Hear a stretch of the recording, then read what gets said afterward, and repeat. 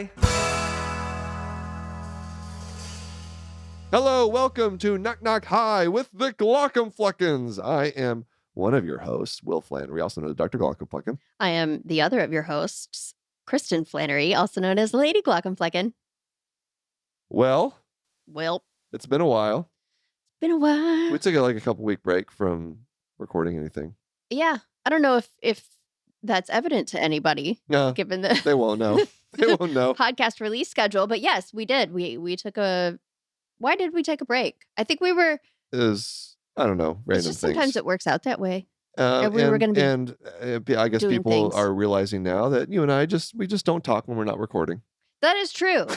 Actually, we talk, but it's That is mostly not like, true. well, it's mostly just logistics of like running our household together. There's a lot of logistics. There's so many. It never ends. Yeah. Speaking of logistics, we got a live show coming up. Yes. Raleigh. Very excited.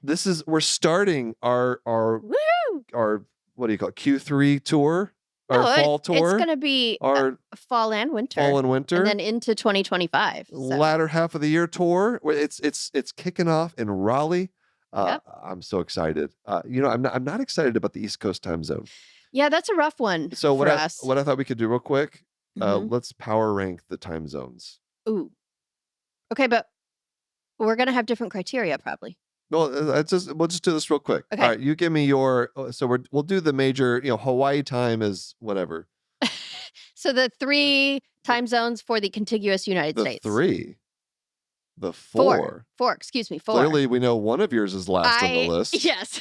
It's so far down that I never remember. All right, go that for it. Let's hear you. exists. Top 4. Okay. Go start from 1 to 4. Okay. I have gotten partial to Pacific time zone, but I will Go with your gut. Yep, I have to say probably Central time zone is number 1 because it's in the middle, so you can do the most things, and it's easiest to travel from the Central time zone to the other time zones. Then I think I'd go Pacific, and then Eastern, and then I always just forget that Mountain even exists. So Interesting. yeah, Interesting. there you go. I have a slightly different one than you. Oh. Actually, quite a bit different. Okay, let's hear it. I used to think Central was the best. Okay. For the reasons you mentioned. Yeah. I think Mountain is better. Really? I really do. I think Mountain is better because almost all of my opinions have to do with either travel or what's on TV at what time. Right. So sports, Yeah. it's not so early like on the West Coast. It's a little bit later when things start, and but they don't go so far into the evening that you're like exhausted Right. the next day. Right. So like West Coast time zone, like a lot of sporting events start at like 5 p.m. I'm still like driving home from work. So you missed the beginning. So I missed the beginning. And so Mountain, I feel like would be perfect. Like 6 o'clock, you come home, put on the TV, you're done. All right. So I'd go Mountain for Maybe people are discovering why we don't talk about anything but logistics.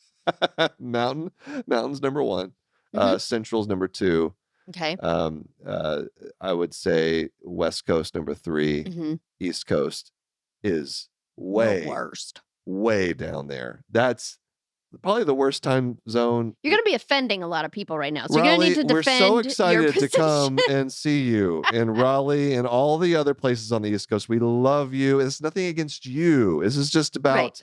my own personal weird idiosyncrasies. Our circadian rhythms It's and just how they operate. And the other thing is East Coast. It's hard to travel West Coast That's to East the thing Coast. with the East for us, right? We live on the West Coast. It is like traveling It's a whole day. to get from the West Coast to the East Coast. It is pretty much identical to traveling from the East Coast to Europe. True. Like it's that Kinda. far. It Yes. takes that long. It's close. It's at least a 6-hour flight. Why are we even talking? Oh, yeah, Raleigh. Come Raleigh. see us in Raleigh, everyone. And then all the other, check out our tour dates, glockenflecken.com/live. If you don't see a place that's close to where you live, just wait. Yeah, We'll we're get working there. on it. We'll We're get there. working on it. We only have so many, free weekends to like do things. But And if you know a good venue, send us that too. Oh, yeah. I mean, we'll take that. That's if you have useful. a connection at a venue, you're like, hey, you want to like hook us up with a nice little theater spot. Would love to hear that. Yeah. Let's get to It's our. a good time. It's a good show. Oh, And you'll love it. It's so much people, fun. yeah, we've gotten a lot of good feedback from it. People seem to enjoy it. So come on out. All right, let's talk to let's talk about our guests. Our Okay. guest, Dr. Mauricio Gonzalez. We talked. Yes. He instructs me on how to best pronunciate his name Yes. because I am not a Spanish speaker. But he is triple board certified internal medicine, Whoosh. emergency medicine, and obesity medicine. He practices medicine in New York City. New York City. And Do you he ever think is- when you say New York City, do you ever think of that? Was it a Pace commercial, a salsa commercial?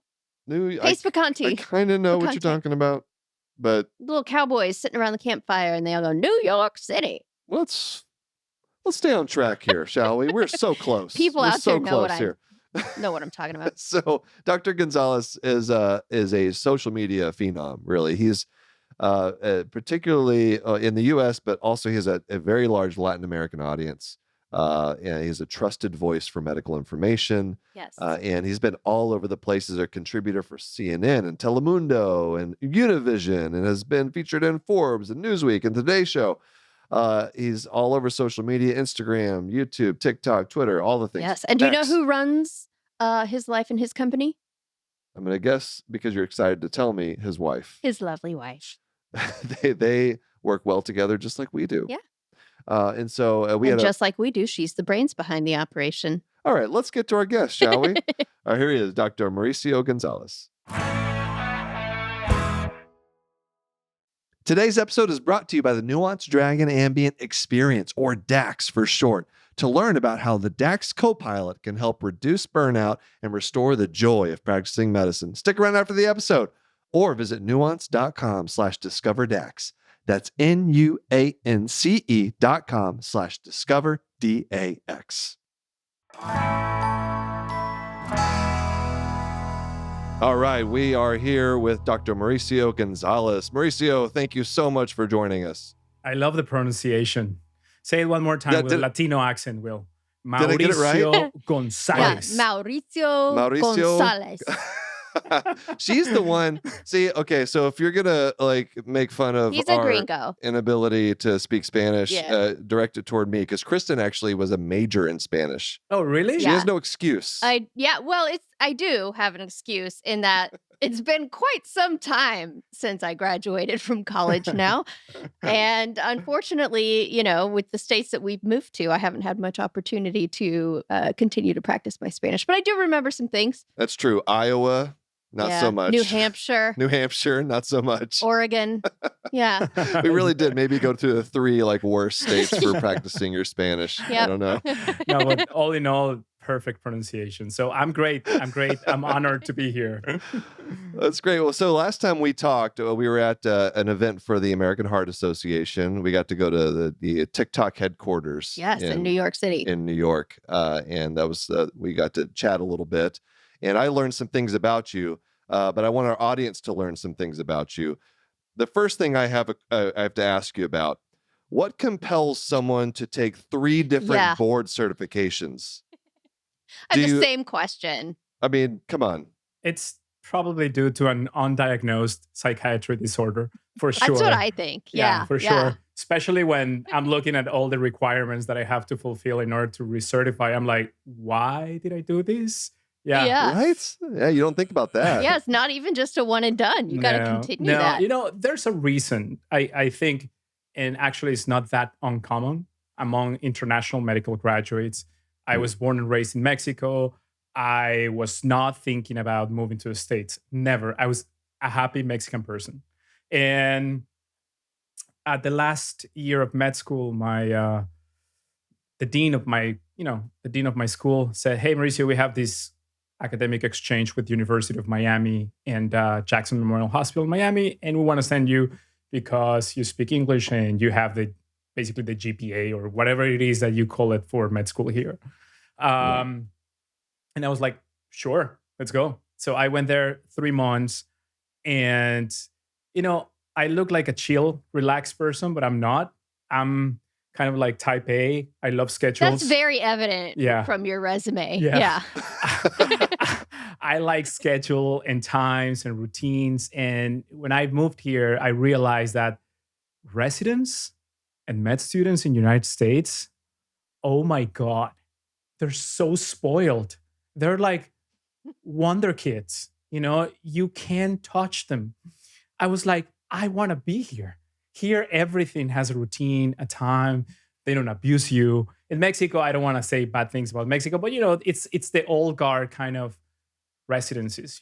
Like Is it yeah, still yeah, absolutely. Like you have no work hour restrictions? You can put in 120-hour weeks if someone makes you. Yeah, and I was trained that Gotcha. way. I was trained that way because in Mexico, it's funny. You guys do internship after you graduate from med school, right? That's how we do it here in the States. But in Mexico, you do it at the last year of your med school.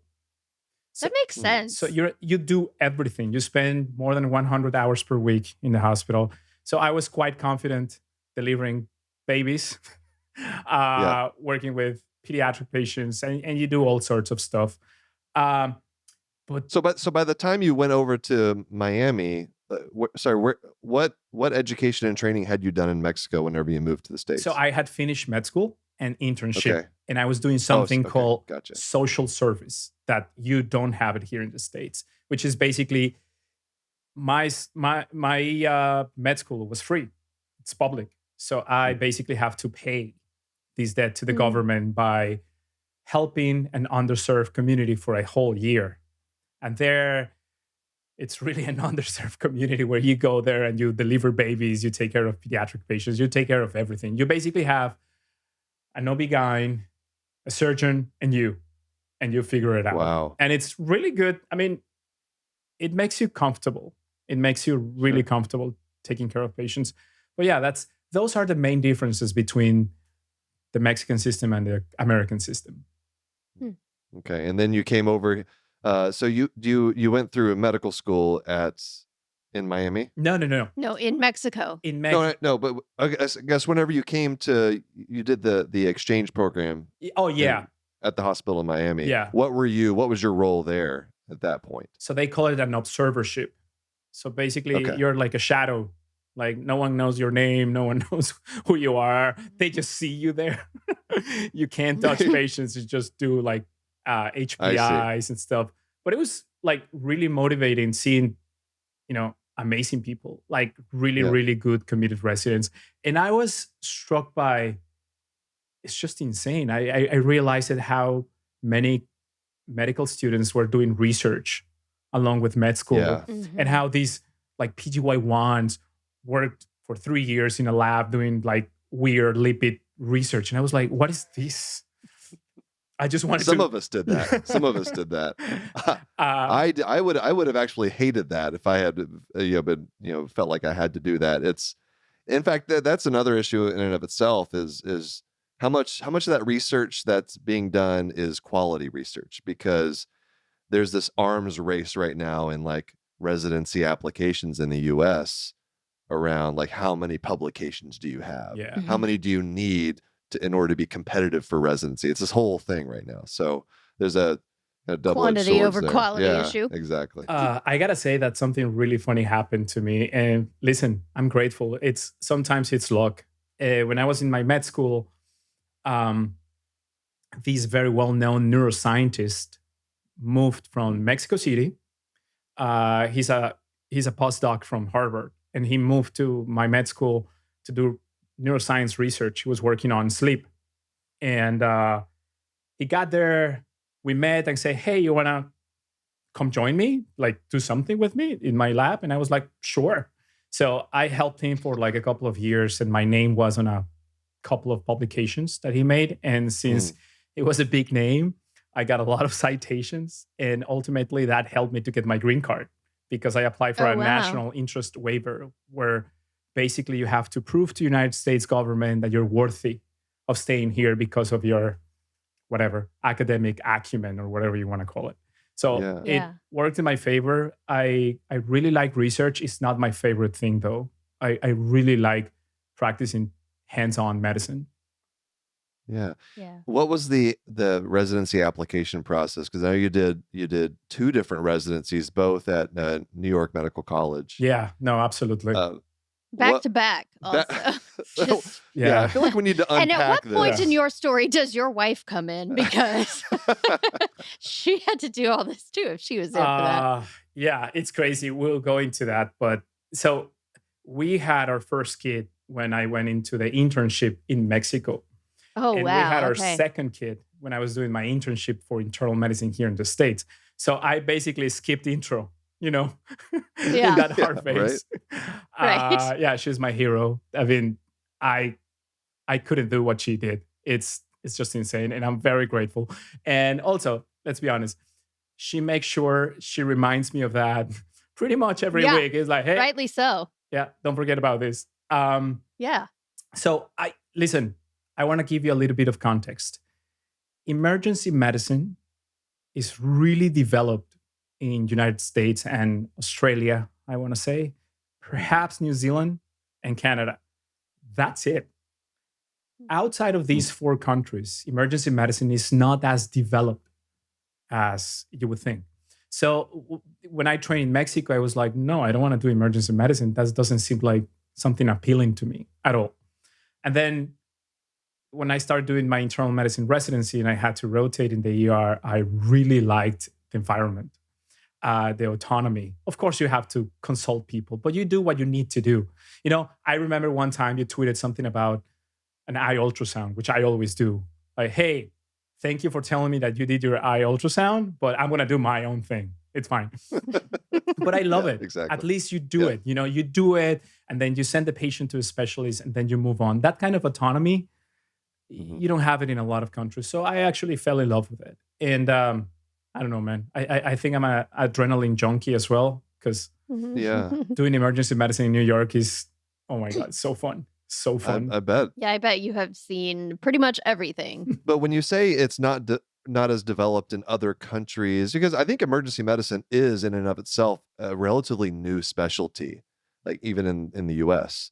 But when it's not developed, you mean like lack of resources, just the kind of definition of what an emergency physician is in other countries? Like, so what is being, What's it like in other countries? what's it like in Mexico, Right. for example? Right. So in Mexico, we do have the specialty, and it's growing, and it's getting more academically robust.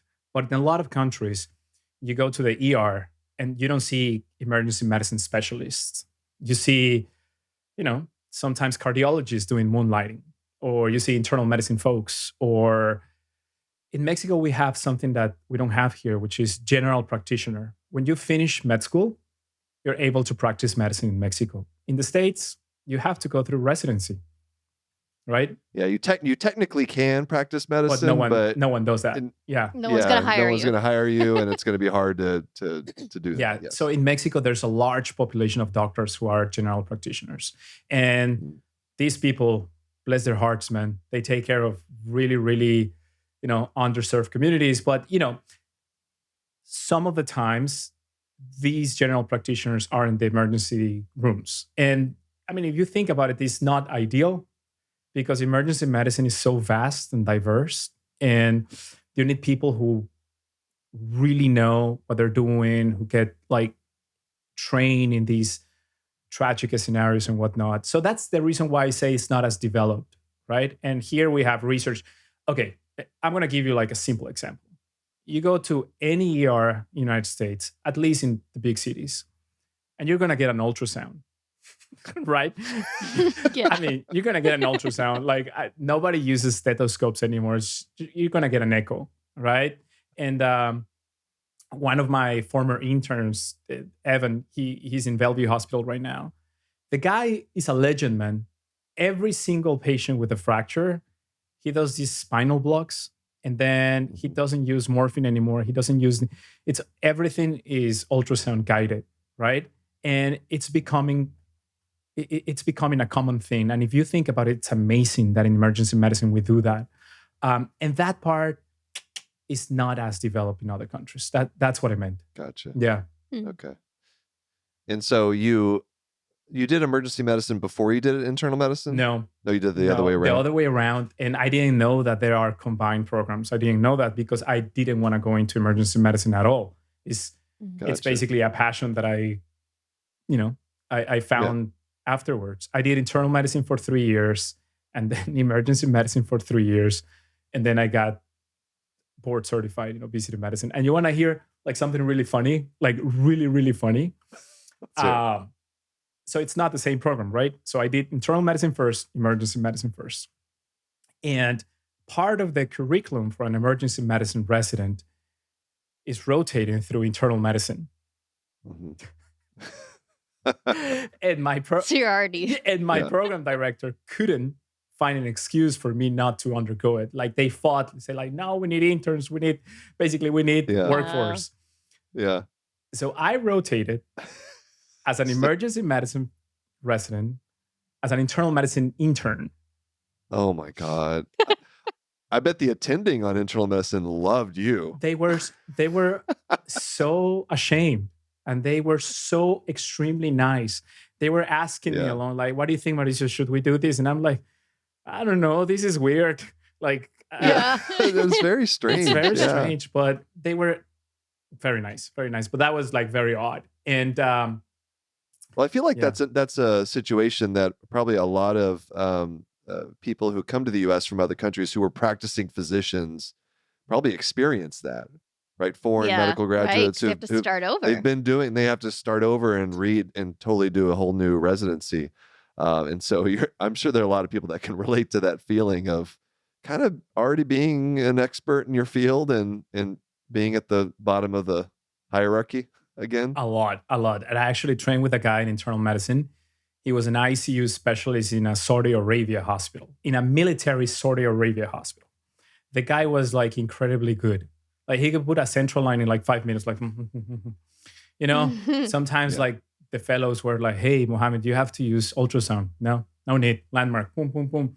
So it was like hard to cope with that because, you know, usually when you are in residency, you have to compare yourself with your peers, right? That's what every program director does. They compare you. But it's so hard when you have people like that, like experienced ICU, you know, specialists in Saudi Arabia for so many years. But at the same time, it's great because they're your friends and you can ask a bunch of questions without, you know, feeling ridiculed or laughed at. Right. And then you learn a lot. Yeah. So I have a question for you. As we're going to get you a third board certification here in a second. We'll work our way there. So as when you have the two, the internal medicine and emergency medicine, have you ever felt the desire to admit patients to yourself? Yes, 100%. And I'll just do it. I'll do it. Yeah. 100% because I know how things go. I mean, it's a really nice place to be in this interface between the ER and internal medicine wards. I got to say that perhaps not all of them, but most hospitalists in my hospital love me. Why? Because I see patients, I treat them in the ER, and I discharge them with appropriate treatment. I don't need to admit them, right? Or sometimes they go and they have uncontrolled diabetes. I don't freak out. I basically treat them. I, prescribe the treatments that they require, and goodbye. And that's great. You save a lot of resources that way. Yeah. Right. Yeah. And then when did so obesity medicine. Wait, hold on. Before we get to that, I have to ask. I want to know what the conversation was like when you finished internal medicine residency and you come home and you say, honey, I want to go back to residency, start all over and do this all again. Yeah. Good question. Give us the insight into your marriage. Well, I'm asking because I can't. If you had come home and said that. What if I had said that? Oh, that would have been a rough day. That would have been. Well, here's the thing. You would relate to that. Okay. So let's be frank. Before me becoming an entrepreneur and influencer, I was a resident, period. Right? So we didn't have other sources of income. Right? So let's set ourselves in that context. And then you do internal medicine. And then you get, okay, if I'm a hospitalist, I will make this amount of money. But I also like emergency medicine. And I'm liking the routine and the schedules. You only go to the hospital 3 or 4 days per Yeah. week max, right? And you make more money. So basically that was my pitch for my wife, and she was like, "Okay, we're immigrants. We need more money. It makes sense, right?" Yeah, right. Right. And then as we were moving along, the whole influencer just took off exponentially, and we found a niche in medical education, and now it's a different story, right? Now I don't go as much to the ER. I have my own private practice here in Manhattan, but yeah, so that was our thinking, and I'm sure you guys can relate. Yeah. That makes sense. Yeah. Sure. Yeah. There's a lot of delayed gratification when you're married to a person in medical training. I'm sure Yeah. the shift work could be a good selling point, right? Oh, Like yeah. you We have just put in these next 3 years, then after then that. like you're gonna have a large portion of your week where you have time off to be able to spend with family and do other Right. things. But so you brought up the influencer thing. Let's take a break, and then I want to come back and talk with you about your social media network. All right, we are back with Dr. Mauricio Gonzalez. Is that good? Did I get it? Oh man, at least 63% better. I got good. I'm glad I could do it. Oh, wait, okay. So much to talk with you about still. You teased your influencer status here. Now, this is becoming very common, especially among residents, med students, to start a social media platform. I did it myself, but you are in a little bit of a different world. You are huge in the US, obviously, also, but you have a really large Latin American audience. And so when you first started doing the influencer thing, the social media thing, what was your mindset? Who was your audience? Who were you making content for? Oh man, I wish I could try to come up with a very detailed answer and sound very smart. But you know this, right? You start and you just figure it out. You know what the hell you were doing. You don't Yeah. know. Just, You might this as seems well. fun. You might as well be portrayed as a douchebag who is saying whatever. It was so. I'm gonna tell you my personal story, and that's a perfect segue to explain why I did obesity medicine. Perfect. I have many flaws. Obviously, I'm not perfect, but one of the things that I think is my biggest skill is that I can connect with people. Like if you were a patient of mine and you will relate to me the struggles that you've been through with obesity or hypertension, or I don't know, I immediately get it. Like I get it. And people feel like I get it. So I've always been able to make great connections with patients, especially in the chronic disease department. Why? I don't know. I honestly don't know why. So I decided to do the same thing with social media. And I didn't want to be like this authority or whatnot. I just wanted to like share medical knowledge. And I'm very metric driven. And I remember it was 2017. That's very emergency medicine of you to be very metric driven. Yeah, very RVU driven. That's right. Which, by the way, that blew my mind when I found out about this RVU business. I was like, what is this? Okay, anyway, I don't want to sound like I'm going to a different direction. But anyway, I realized that 40 to 80% of American patients in the ER walk out of the ER without having a clear understanding of whatever happened during that visit. That blew my mind, right?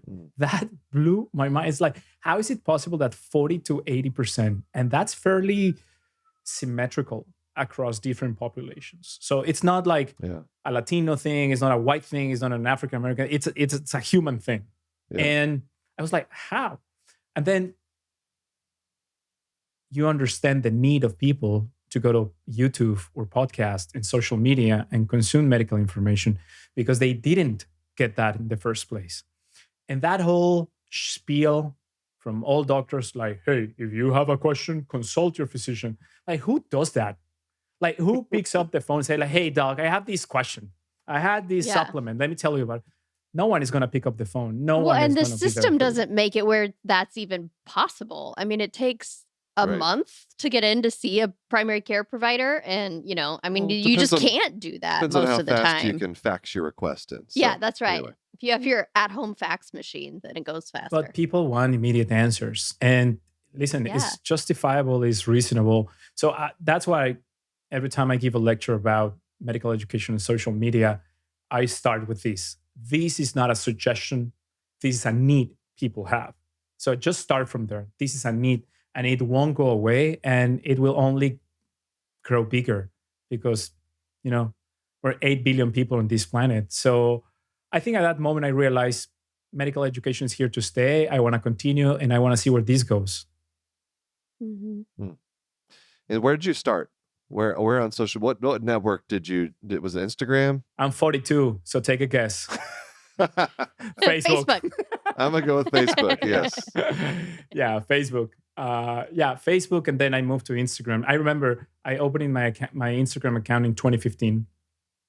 Gotcha. Yeah. Well, were you doing? Was it Spanish language content though? Yeah, Is that's what you were focused on? Yeah. The whole time. Okay. yeah, All right. yeah. And then I started to migrate a little bit of more English on my TikTok and some podcasts, and sometimes on Instagram. I do some English content. So right now I say that I do 80% Spanish and 20% English.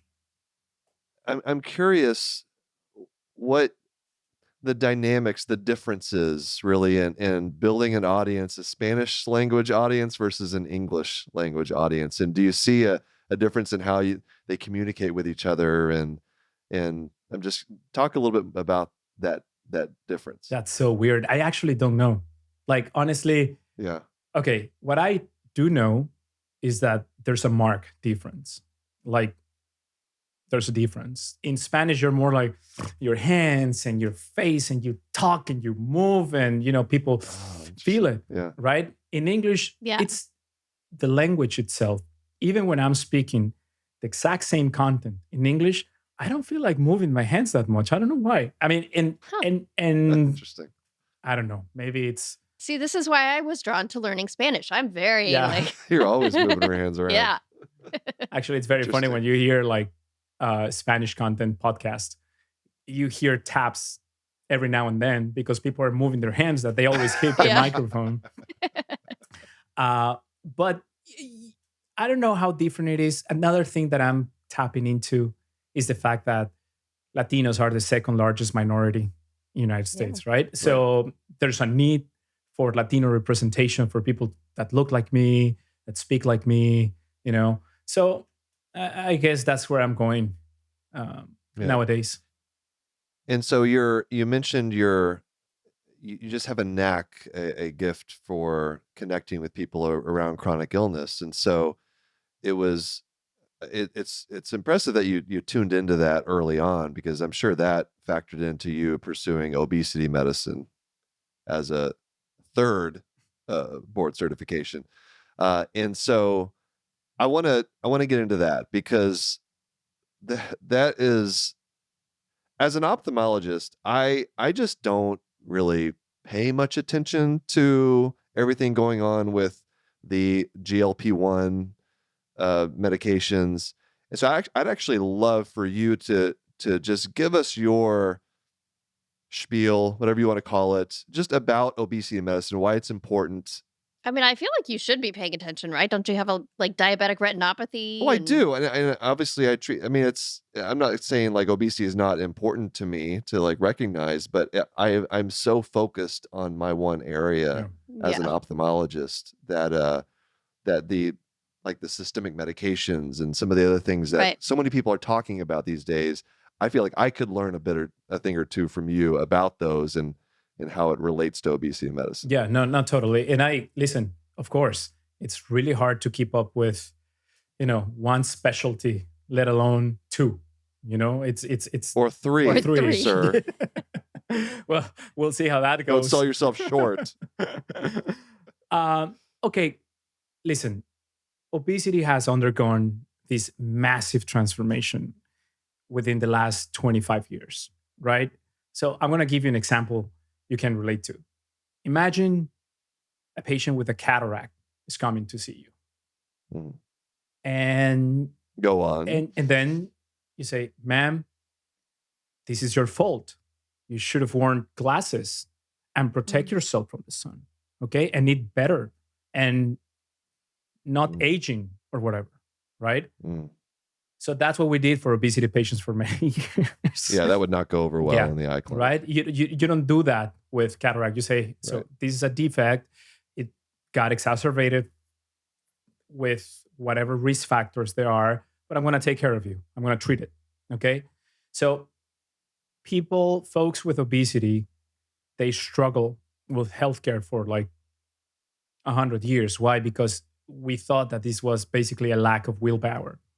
And the reason why we thought that is because we didn't do any research in the matter. Now, 25 years of research has unequivocally shown that folks with obesity, they don't feel appetite signals as much in their brains. And we're not talking about the conscious part of the brain. We're talking about the non-conscious part. They're not even aware of that. So basically, when you and I eat, we release hormones in your intestines.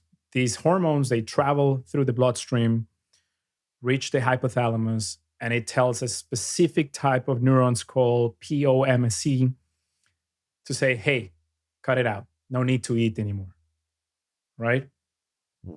People with obesity don't feel those signals that well.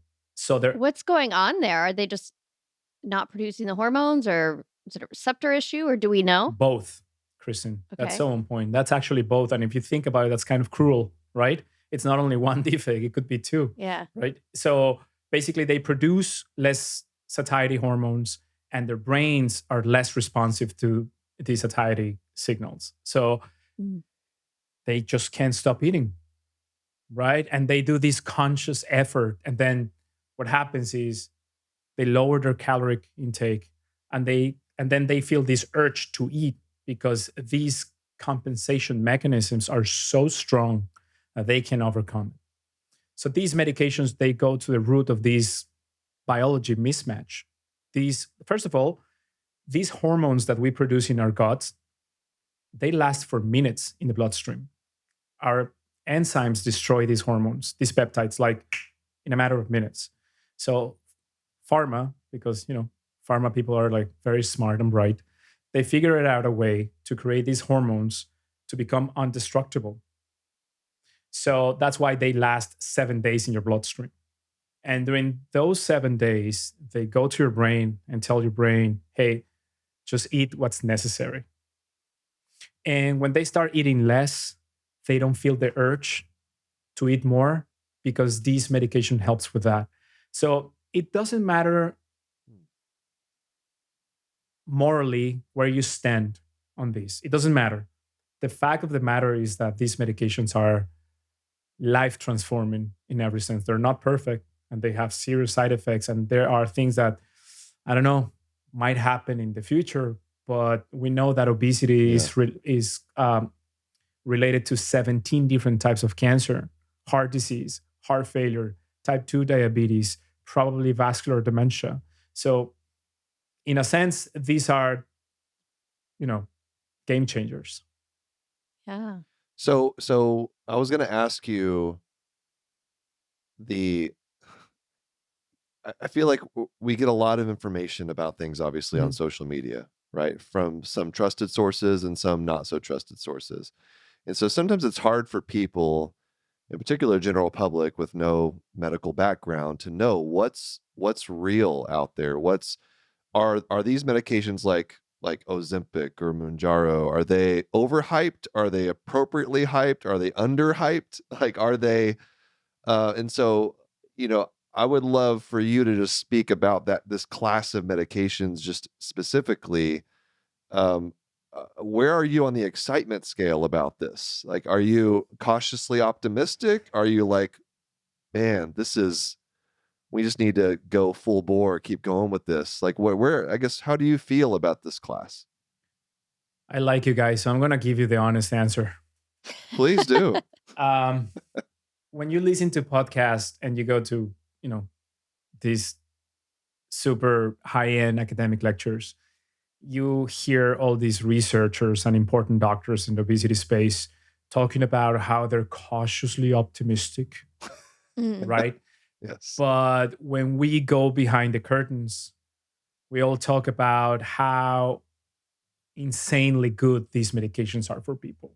We're like so Mhm. happy we want to cry, basically, Yeah. because man, they worked. And having for the first time in human history a medication that has anywhere from 80 to from anywhere from 70 to 90% chances of being successful at 5% or 10% weight loss, it's a major breakthrough. So That's what I can huge. tell Yeah. you is I'm cautiously optimistic in as a doctor. Yeah. As a human being, I mean, you want to cry. So Yeah. because when I see patients who are, I don't know, 250 pounds, and then after 8 months of treatment, they're in 180, 185. And then you see the biggest change that you can see, right? They're happy, they're confident, their self-esteems are back. It's just hard to it's just hard not to notice and not to be excited about these line of Sure. medications. Yeah. So that's Yeah. my very Yeah. balanced answer.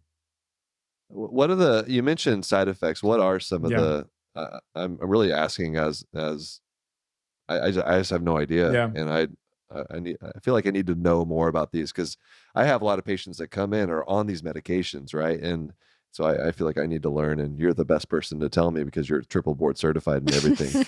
So please educate us. Listen, let me ask you this question before I go into that. One of the warnings for these medications for GLP-1s is that they can worsen diabetic retinopathy. I don't know if this is like a thing. Have you seen that? I can't say I've seen a direct correlation between the two, you know. Um, it's so common to have diabetic retinopathy, and then the especially if you've had the disease for more than 10 years, and it can just fluctuate with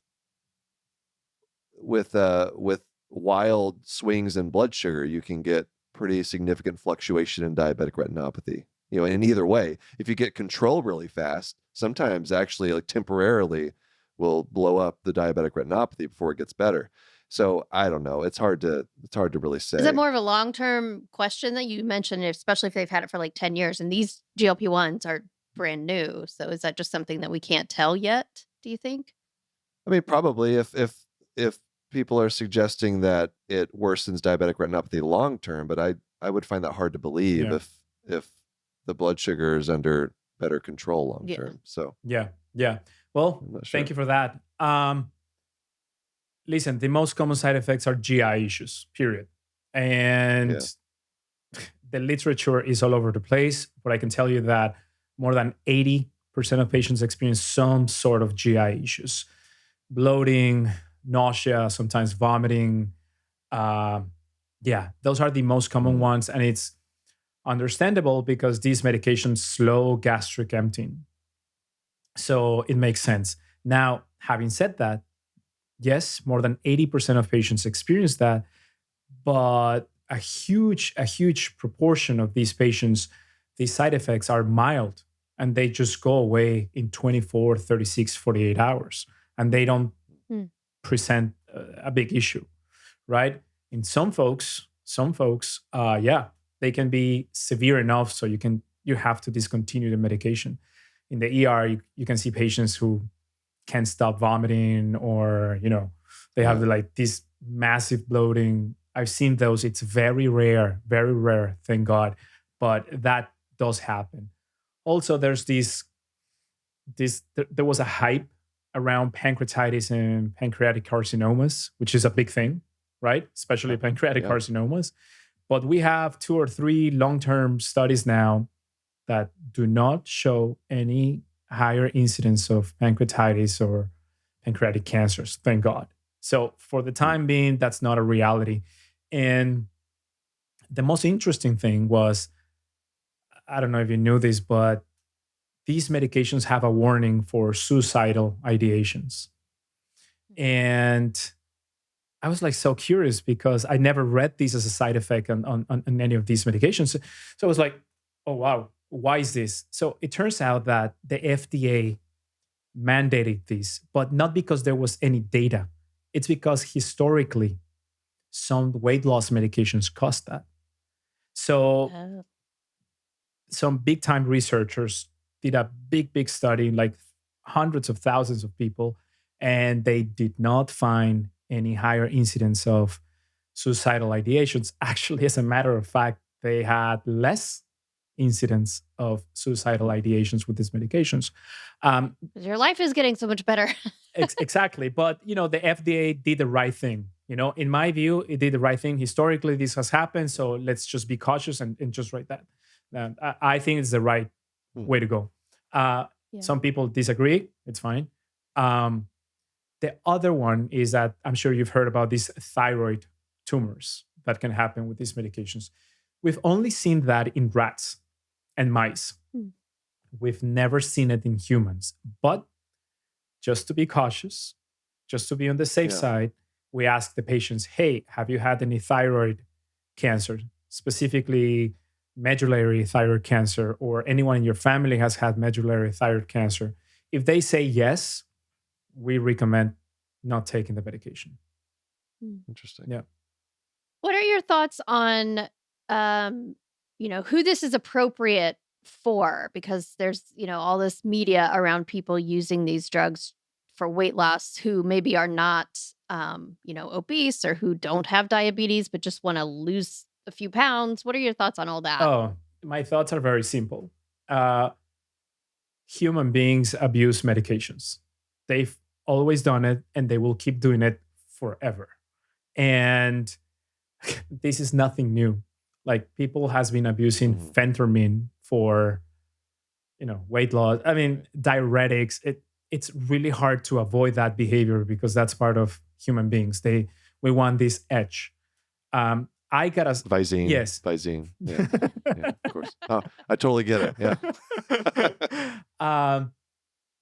These medications are harder to abuse because they're significantly more expensive. But that's why you see the Kardashians and all these like super rich, uber rich people, talking about this medication because they have the money to pay for that. But yeah, the answer is yes, Christine. Like people abuse this. Yes, for sure. Are you referring people for obesity surgery? Yes. Fewer Yes. times? Yeah, you see fewer consults there. Listen, it's rare that people do not respond to these medications, but it does happen. I've had, I don't know, on top of my head, at least 5 or 7 patients that did not respond well at all to these medications. And weight loss surgery was like a beautiful thing for them. They're back, right? There's still a role. There's still a role for that for sure. Oh, 100%. Like people, I have friends who are weight loss surgeons, especially in Texas. And they always text me and say, like, hey, Mauricio, this is crazy, but 50% or 65% of the surgeries that we used to do in the past, they're gone. No more. So there's a healthcare transformation for sure, but it's not going to go away, especially since this new weight loss surgery called duodenal switch. I don't know if you've heard about it. It's just insane. It's safer than the rest of weight loss surgeries, and the weight loss percentage is approximately 30% or more. So for some people with like super high BMIs, this is going to be, the answer. They're just like turning the duodenum around, or? Yeah, something like that. Listen, there are smarter people to explain that. I don't get it all that well, but basically it's outside my experience. They somehow they cut the intestine in a way that produces weight loss, and at the same time it doesn't produce any long-term side effects such as malabsorption or those kind of things. And the weight loss is amazing, like incredible. Yeah. Wow. So I have one more question before we wrap up here. What's your next board certification going to be?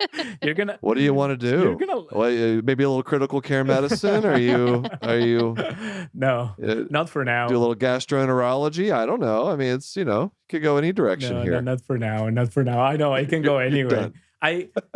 When I have friends who are doing fellowships right now, and I don't know why. It's just that it's so fun learning things. It's so fun doing fellowship and learning new stuff and feeling ignorant. You hear that, everyone? It's so fun doing fellowship. That's the quote. You heard from it this here episode. first. Yeah. It is fun. Come on, like learning new stuff.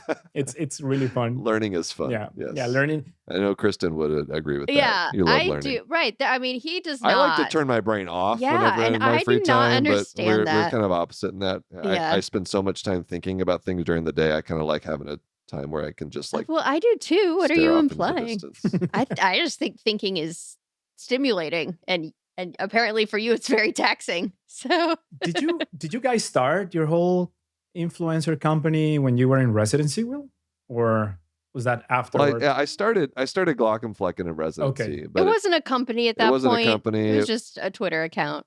I could have used some advice early on and what to do with it because I didn't know what to do with it. So for like 5 years, I was just kind of making content randomly and didn't have a defined, plan Right. Oh man, until Kristen came along. So Yeah. you touch a great point. Like I get messages from like residents and fellows and attendings, even like, "Hey, I want to start on social media. Give me your advice." And I feel yeah, like very intimidated because I don't really know. Like I wish yeah. I could say, "Hey, I'm an expert. I'm going to tell you A, B, C, D." How do you feel about that? Like when people approach you because they must approach you all the time with that question. Yeah, I mean, I have So like, talk to my wife. well, no, I have way like tips and things to do. I do have advice I can give to people who are just starting their social media journey.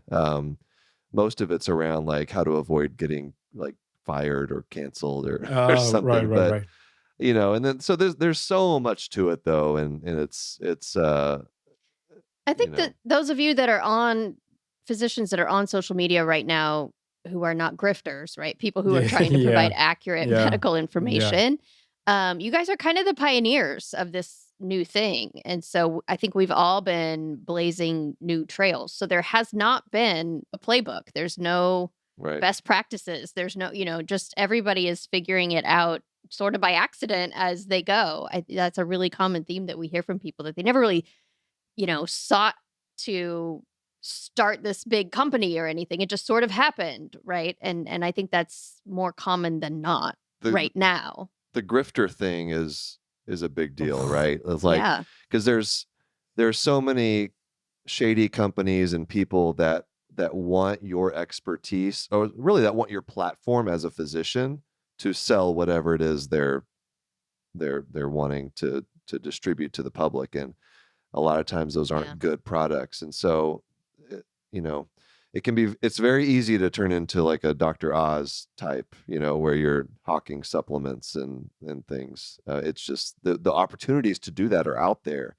So part of I think the education for young people needs to be like, what is okay and what's not okay to lend your name to name and your platform. What's dangerous to the public and what's okay. So that's hard to figure out, I think, sometimes, because some of the pitches that you get for these companies are pretty they're pretty professional look sounding, and so you gotta you have to do your due diligence sometimes to know whether this would be a good and ethical fit or not. Right. So that's a whole other topic. That's a whole other topic. But okay, let's be honest. We both are on the medical education space. You talk about a lot of educational content through your bits. And listen, it's hard to monetize that. It's hard to monetize education. And I can totally understand these residents and med students that get desperate because, they're spending 20, 30 hours per week, doing the grind, and they don't produce any financial incentives. But at the same time, you need a mentor, someone to tell you, listen, Right. just keep doing it. Because if you start selling supplements or doing these, oh man, you're going to destroy your name. Like the only thing that's worthy Exactly. of you being a doctor is your name.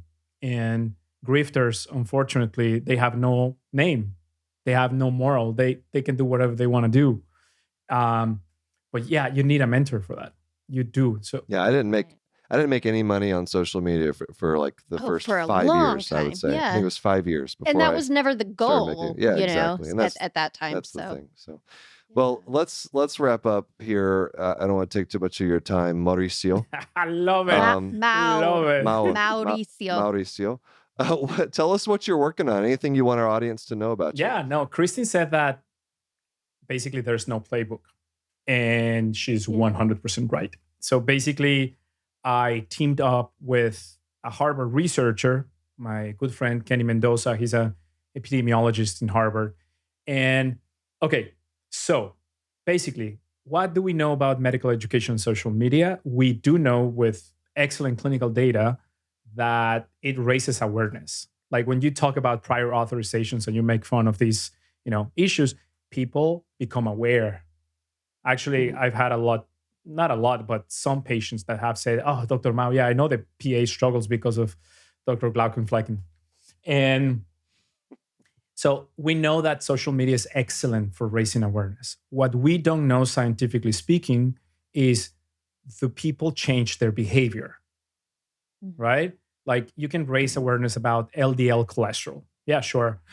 What's my number? But between that and saying, okay, I'm going to get a blood test just to know my numbers, that's a different story. So we have decent data that shows that people do eat less sugar, less saturated fat, and do more exercise based on health-related content on social media.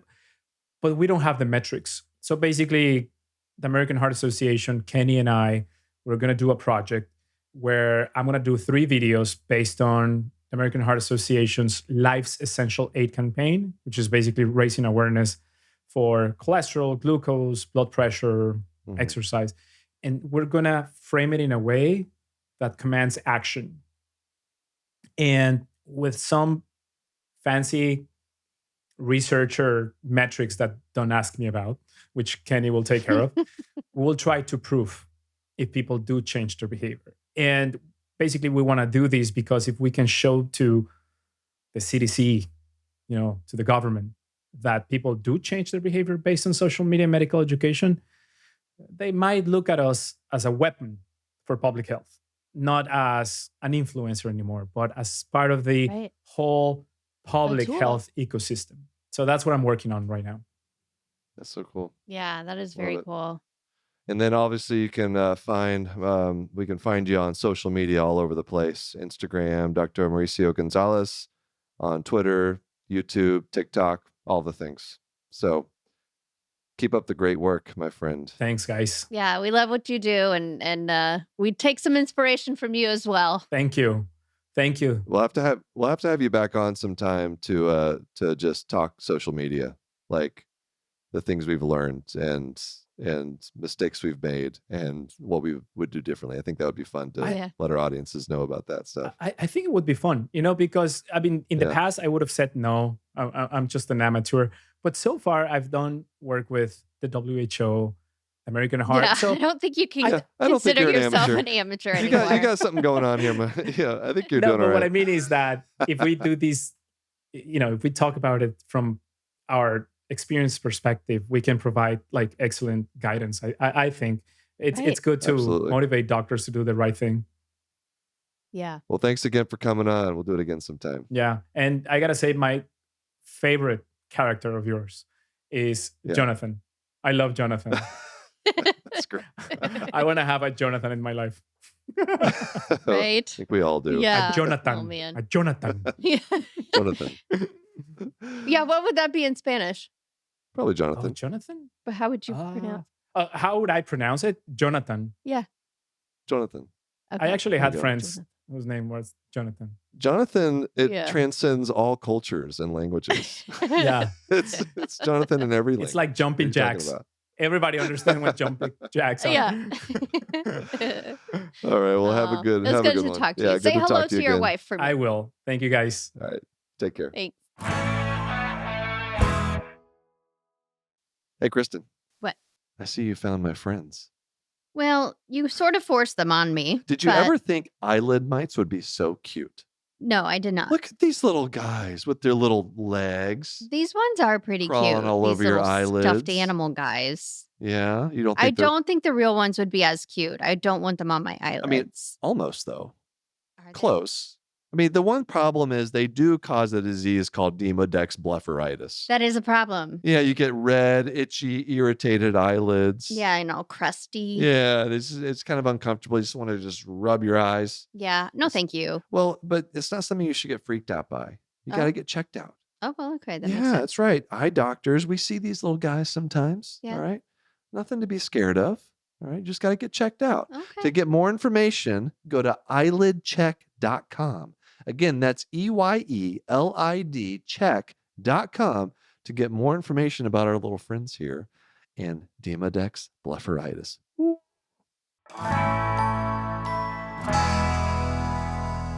Well, I think I need to learn Spanish. You've been saying that I keep telling for you to, so many I keep years. telling you to teach me. Well, I'm already doing so many things for you. Mira abajo. Where Yeah. did you even pick that up? So- Why are you telling me to do that? Mira su oreja. No, you're just You know what that is? pulling random things. You know what that is? What? Go ahead, tell me. Mira su oreja. I think that's how you say I don't it. think you're saying that right, but Look okay. at my ear. Isn't that ear?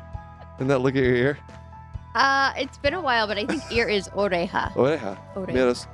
Mira Mira, oreja. at my ear? Look at my ear. Mira oreja. All I know is that when Luis interprets for me, he always says mira su oreja, or that's what it sounds like. Why is he Mira su- telling people to look so at that- your ear? Oh, because you want them to look I'm right telling there. the patient, Right, look right. at my ear, and he is interpreting. That's why you're saying soup, because he's saying look at his ear. Oh, okay. Yeah. All right. If That's you what were it to is. say that to a person, you need to say meat instead of soup. Okay, so he is saying Sue because It's he's him telling saying look at his ear. Oh, gotcha. Yes. All right. Oh man. Whew, See, I'm that was learning rough. so much about Spanish. Izquierda, Okay. derecha, Okay. Very good. arriba. Do you want a cookie? I know so many Spanish words. What a fun guest. He is so I'm fun. glad we got to talk. This is the first time we've talked a lot about these new obesity Yeah. medications, and I just don't know much about them, so I haven't touched on them in any of our episodes. And so finally, getting a board certified obesity specialist Yeah. to talk about it, that was quite a treat.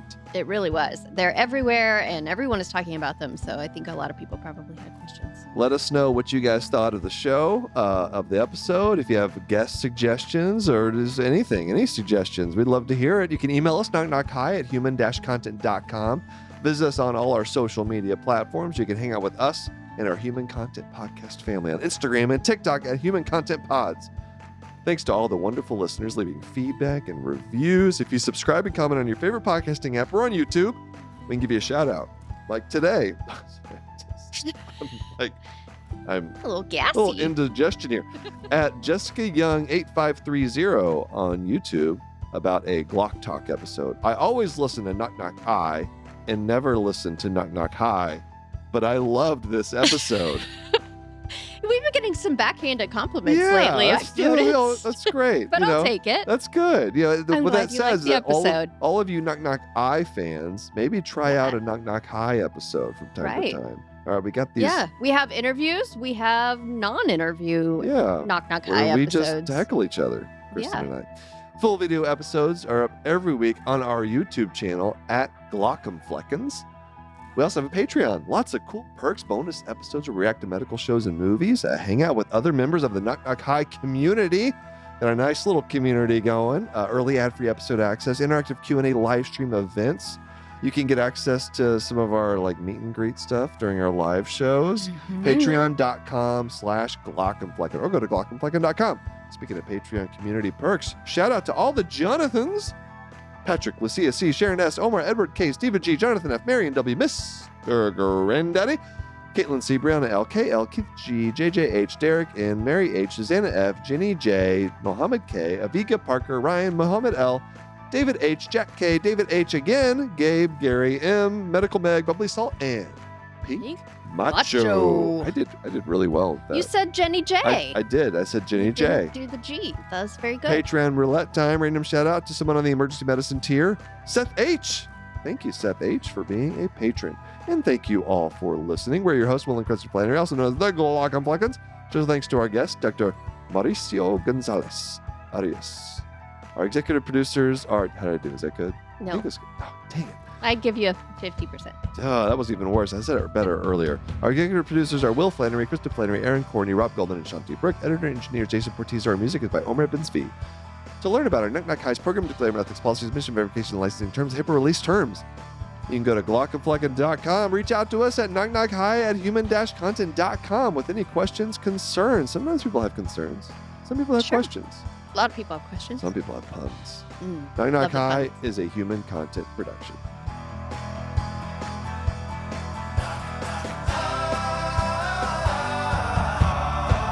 Knock, knock, goodbye.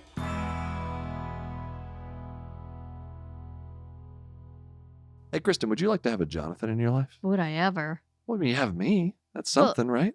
Yeah, that's something. That's something. Yeah. But do you have a Jonathan? Are you offering? I know. I do have the Nuanced Dragon Ambient Experience, or DAX for short. All right. That's kind of like a Jonathan. That's great. It's AI-powered ambient technology. Sits there in the room with you. It helps decrease admin burden. Mm-hmm. Could all use a little help with admin work. Definitely. Right? No one needs more paperwork. It reduces burnout. It improves the patient-physician relationship. Yeah, we really need that these days. It helps physicians get back to what they love to do. It's just taking care of patients. Yeah. Right? I mean, 79% of physicians also say their work-life balance improved on DAX. I'm in favor of work-life balance. I'm an ophthalmologist. You know I love me some work-life balance. Mm-hmm. All right. Today's physicians report are feeling overwhelmed and burdened so much that work-life balance feels unattainable. Yeah. Well, if DAX can help, that's great. Right? Yes. All right. To learn more about how the Nuanced Dragon Ambient Experience, or DAX Copilot, visit nuance.com/discover DAX. That's nuance.com/discover DAX. Thanks for watching the episode. You can find more on that playlist over there. If you prefer to listen, or you just had your eyes dilated, you can binge full episodes wherever you get your podcasts, or join the party over on Patreon, where you get early access episodes, hang out with us, get lots of exclusive bonus content. Hope you subscribe, leave a comment below. Let us know what you think.